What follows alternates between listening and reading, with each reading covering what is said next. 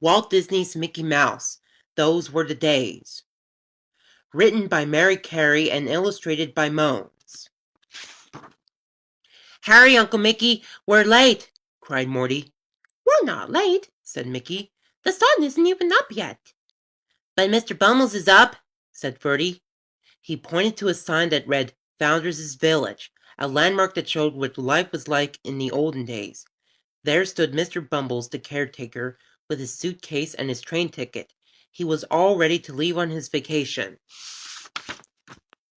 Morty and Ferdy ran to say goodbye to Mr. Bumbles. Mickey and the boys were to be the caretakers of Founders' Village while Mr. Bumbles was away. "We know just what to do," said Morty. "Every morning the horse gets hitched to the surrey.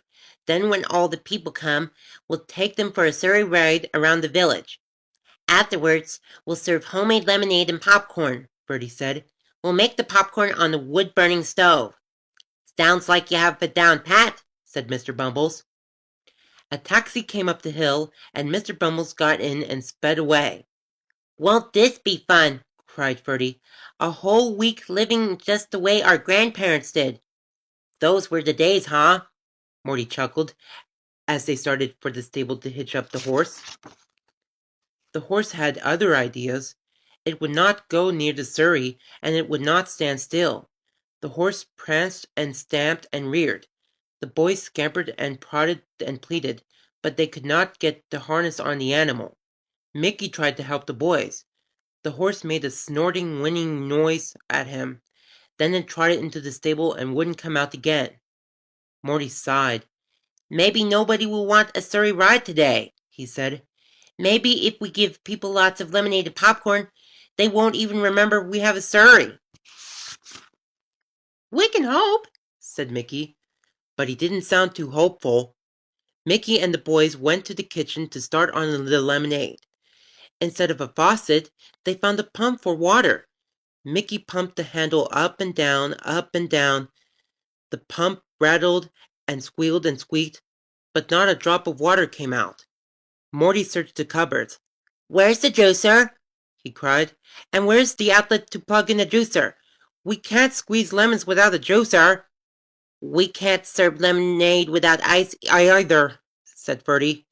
"There are no ice in its refrigerator." "It's not a refrigerator," said Mickey. "It's an ice box, and it's empty." "I'll go to town later and buy some ice," said Mickey. "Could you buy some wood, too?" asked Morty. "The wood box is empty." "There's a wood pile behind the stable," said Mickey. "You know what that means?" "Does it mean we're supposed to chop big pieces of wood into little pieces?" asked Ferdy. Mickey grinned.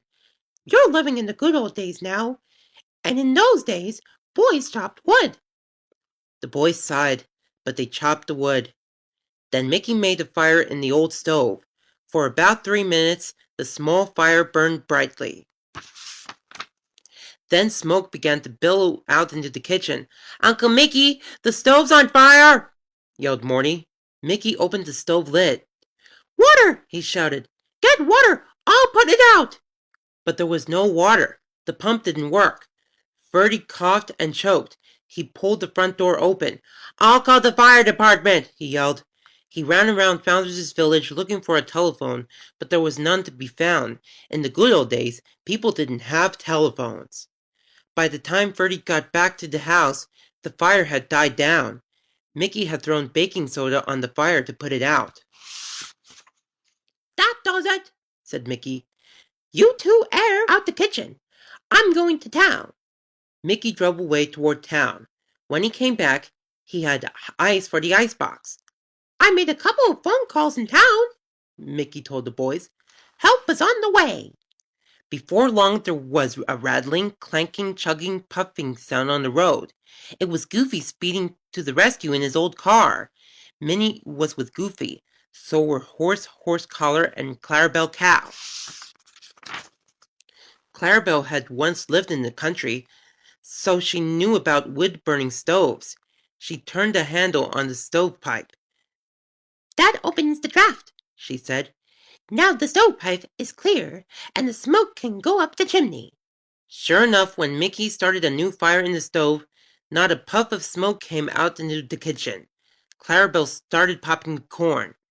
Minnie had never lived in the country, but she knew that lemonade was invented before people knew about electricity.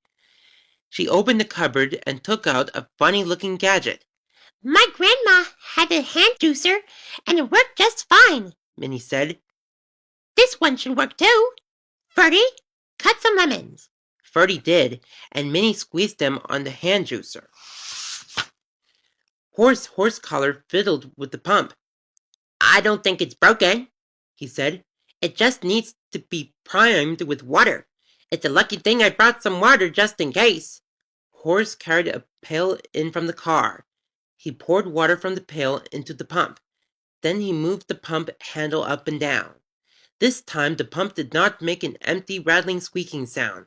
This time the pump gushed water. Great, cried Ferdy. Now we'll be all set if somebody can figure out an easy way to chop some more wood. No problem, said Horace. He led Morty and Ferdy out to the woodpile. A car was pulling into a parking spot near the stable. A mother and father were in the front seat of the car, and 2 kids were in the back seat. Start chopping, Horace told the boys, and smile. You love to chop wood. You're having a great time. You've got to be kidding, said Morty. But he and Ferdy began to chop the wood with huge grins on their faces. They even laughed out loud and then as they worked. The kids from the car wandered over to see what was happening. After they watched for a minute, one of them said, Hey, Dad, can I chop some wood? You can if you promise to be very careful, said the father. I'll stand here and watch. Oh, maybe you'd better not, said Morty. It's really hard work, added Ferdy. But the kids begged and pleaded. Soon Morty and Ferdy gave up their axes and let the visitors chop the wood. Pretty smart, aren't you? Said Morty to Horace. Maybe you know how we can hitch the horse to the surrey. But Goofy was tending to the horse.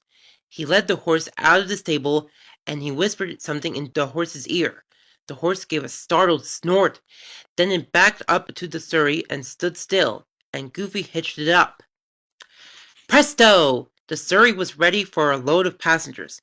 What did you say to the horse? Gasped Ferdy. I told him if he wanted to lose his job, I could fix it for him, said Goofy. I said that my jalopy is as old as anything in Fountas' village, but it will start an easier than a stubborn horse, and people love to ride in it. The rest of the day was grand. The rest of the week was even better, with surrey rides and fresh lemonade and hot popcorn for everyone. The olden days really were good, weren't they? Said Ferdy. You bet, said Mickey. But with good friends, any day is good.